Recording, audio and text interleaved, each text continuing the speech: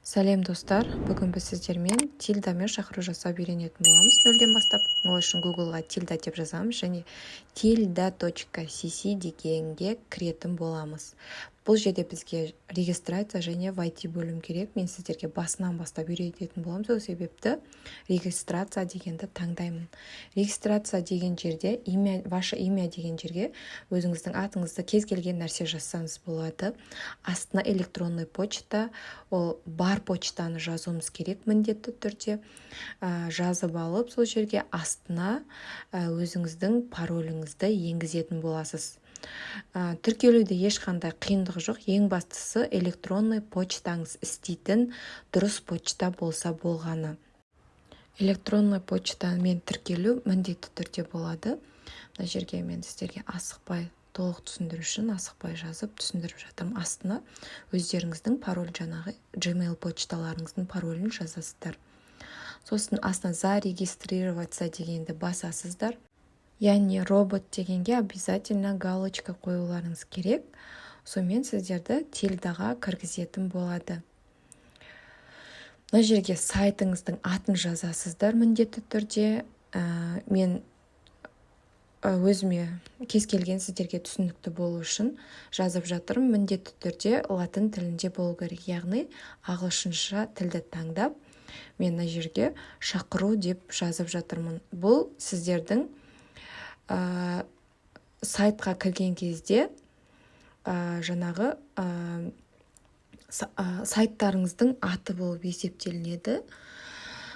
Осы жерде ең керек нәрсе тариф оплата. Егер сіздер басынан бастап тіркелген болсаңыздар, сіздерге 2 апта тегін пайдалануға беріледі. Мына жерде активировать дегенді басып 2 апта тегін пайдаланасыздар. Одан кейін платный не болмаса тегін түрінде пайдалануға болады. Но бірақ тегін түрінде көп нәрселер жасай алмайсыздар. Музыка қосай алмайсыздар. Мысалы, формалардың жақсыландай өзіңіз қалағандай етіп қоса алмайсыздар. Тильдада бар нәрсені пайдалана аласыздар.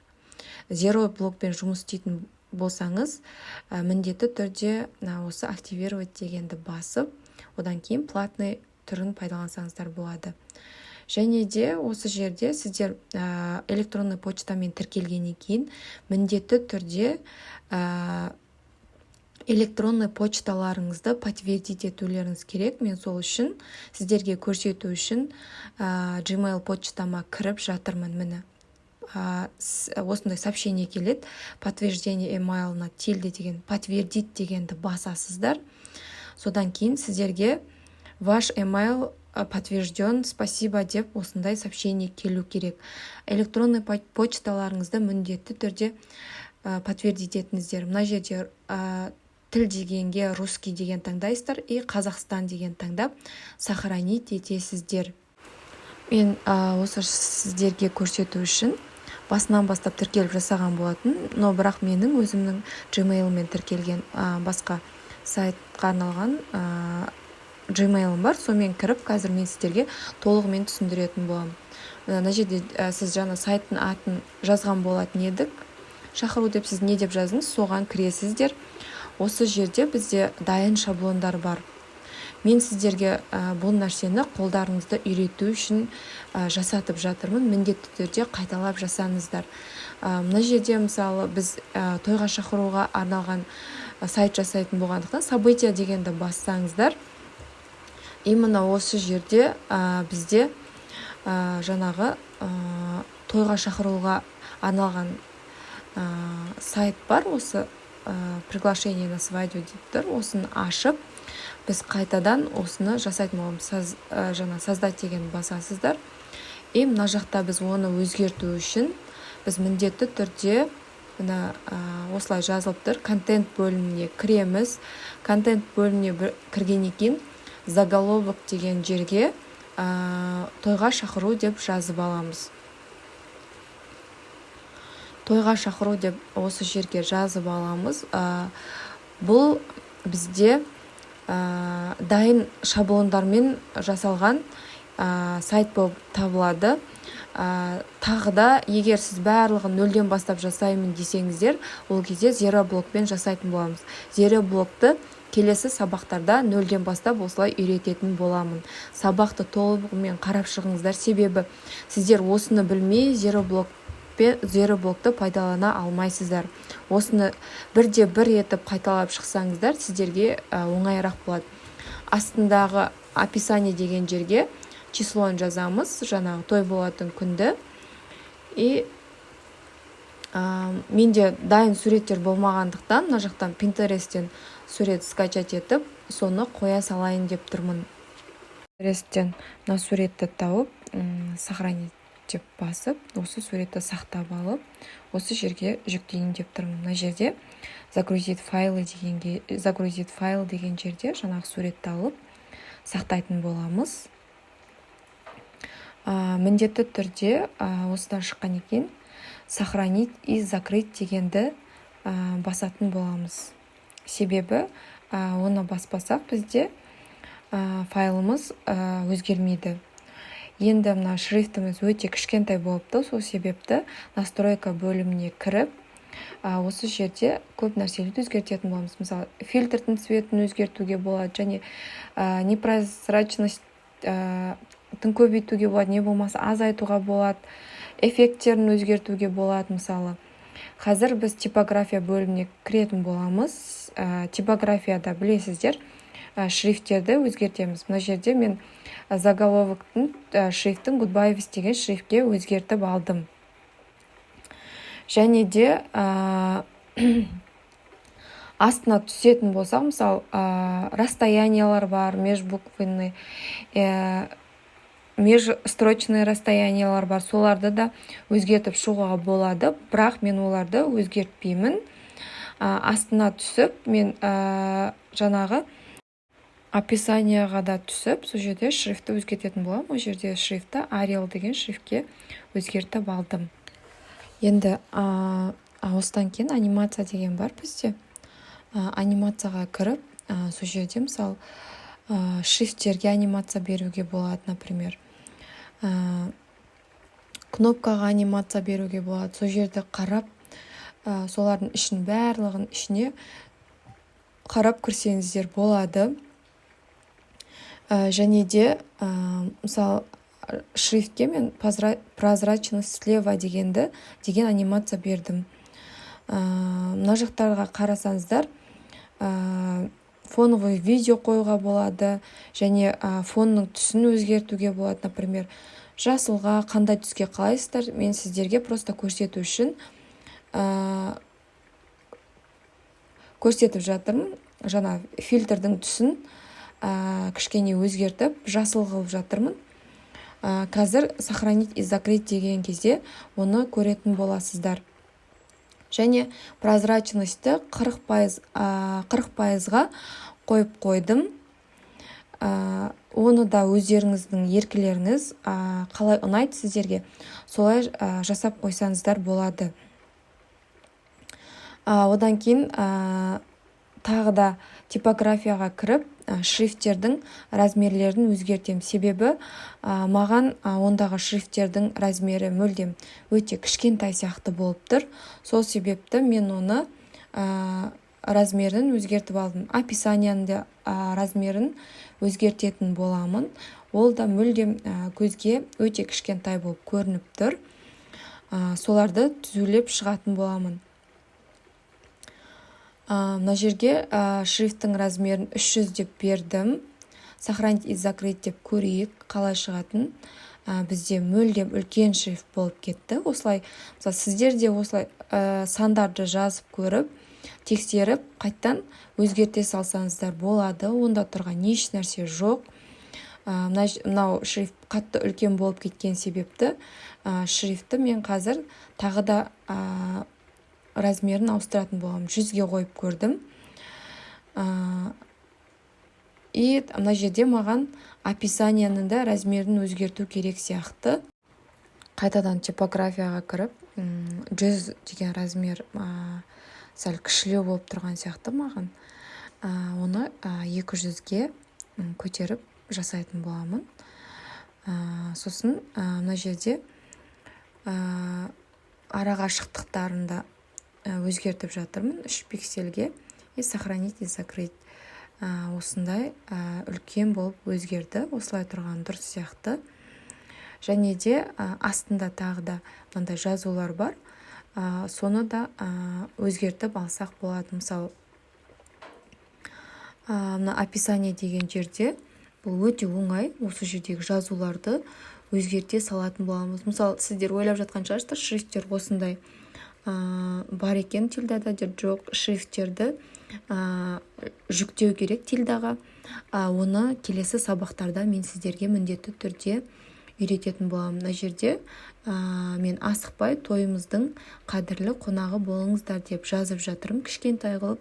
Сіздер ұзақтау, мысалы, тойға не жазасыздар, соны жазып алсаңыздар болады. Себебі мен сіздерге барынша түсінікті және де түсінікті болу үшін қысқа нұсқа мен мына жерге текст жазып жатырмын.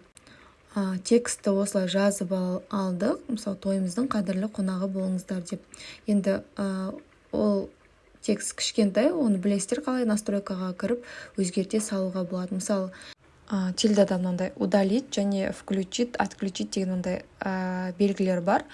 Удалить бассаңыздар, мүлдем ол өшіп кетеді, қайттан восстановить ете алмайсыз. Отключить и включить дегенді бассаңыздар, мысалы, уақытша, мысалы, осылай бір бетті сөндіріп қоюға болады. Например, мына жерде де тура жаңағыдай суреттерді жүктеп алсаңыздар болады. Өзіңіз қандай сурет қоясыз? Может, өзіңіздің суретіңізді қоясыз, или болмаса, мысалы, свадебный эстетикалық суреттер қоясыз, оны өзіңіз білесіз, мысалы.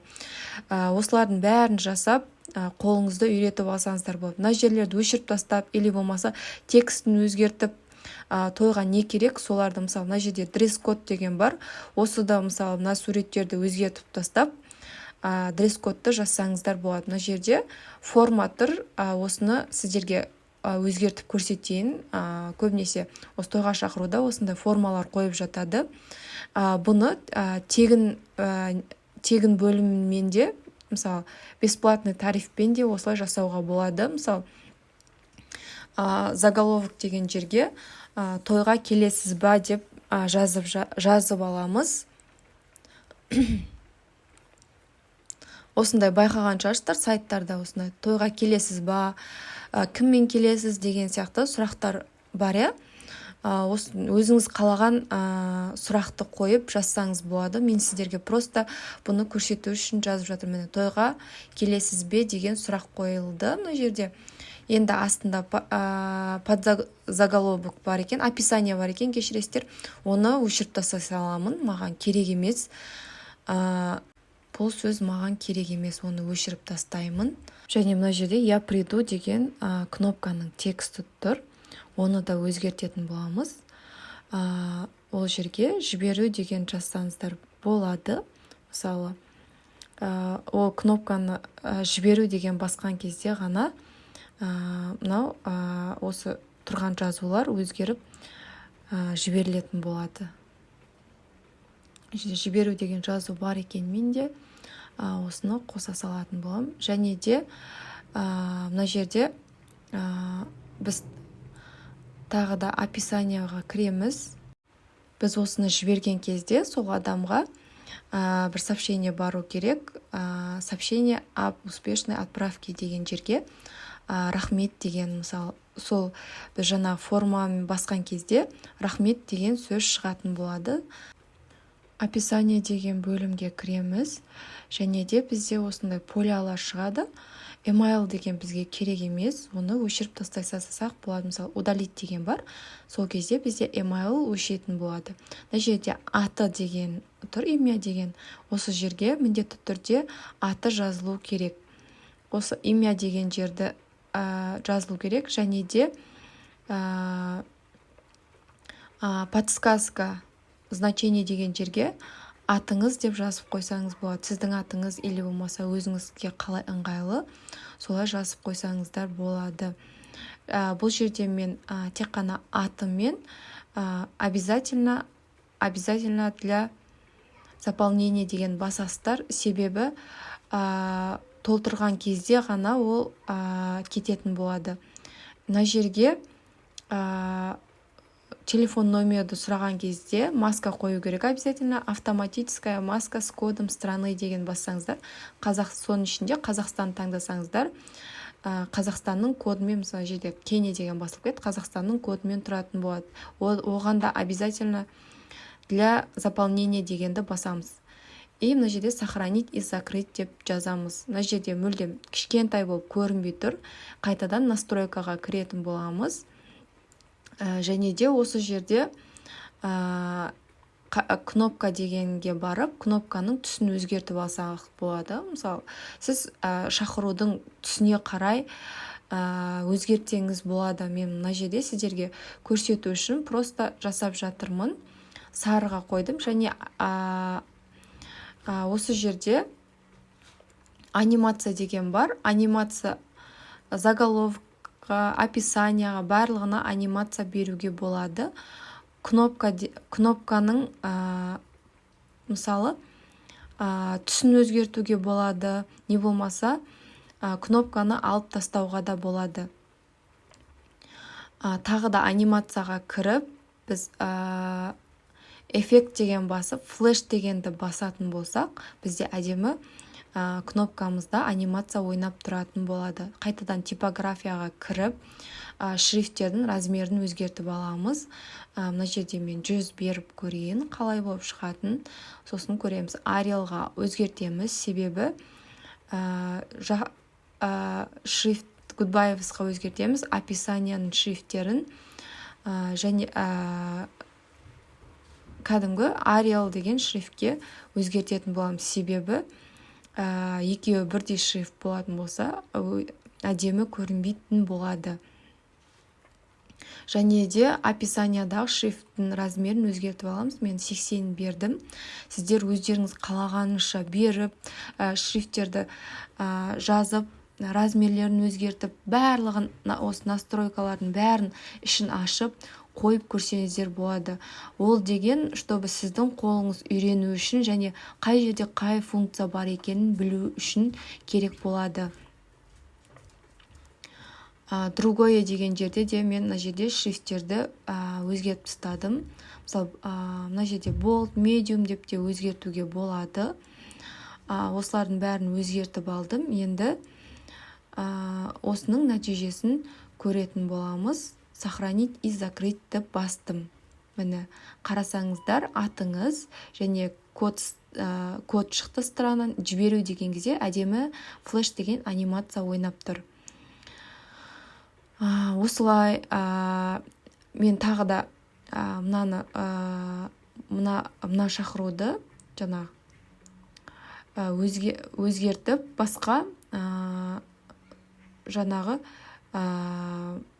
обложка қояйын деп шештім, чтобы сіздерге түсінікті болсын. Мына жерде обложкаларды өзгертіп алсаңыздар болады. Бірінші бетіне өзіңіз қалағандай етіп, мен қазір мына обложкалардың ішінде маған ұнайтындай, сай келетіндей біреуін просто сіздерге например ретінде көрсете салатын боламын. Міне обложканы сіздерге мысалы мынандай таймерлермен қойсаңыздар болады, жаңа мынандай телефонмен қойсаңыздар болады. Өздеріңіздің қалауларыңыз бойынша қойып көріңіздер. Мен қазір мына обложканы пайдаланып көретін боламын. Осы обложканы таңдаймыз. Осылай қойылады. Тура жаңағыдай контент бөліміне кіріп, загрузить файлы деген жерге суретті жүктетін боламыз. Жаңағы суретті мен жүктей саламын. Және де мына жерде жүктеп болғаннан кейін астында заголовок и описание деген бар. Заголовокке өзіңізге ұнаған тексті жазсаңыздар болады. Мен мына жерге просто құрметті қонақтар деп жазатын боламын заголовокқа.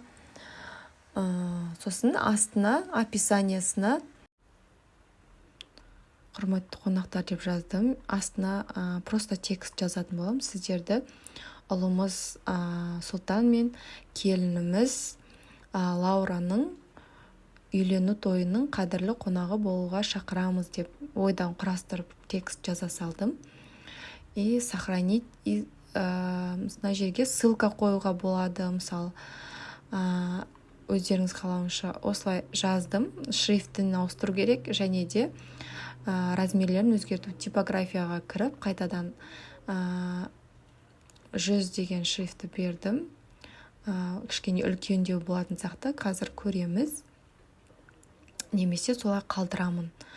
Және де размер, описанияның размерін де өзгертем, және шрифтін Arialға ауыстырып алатын боламын. Осылай өте оңай тильдамен шақыру жасау, ешқандай бір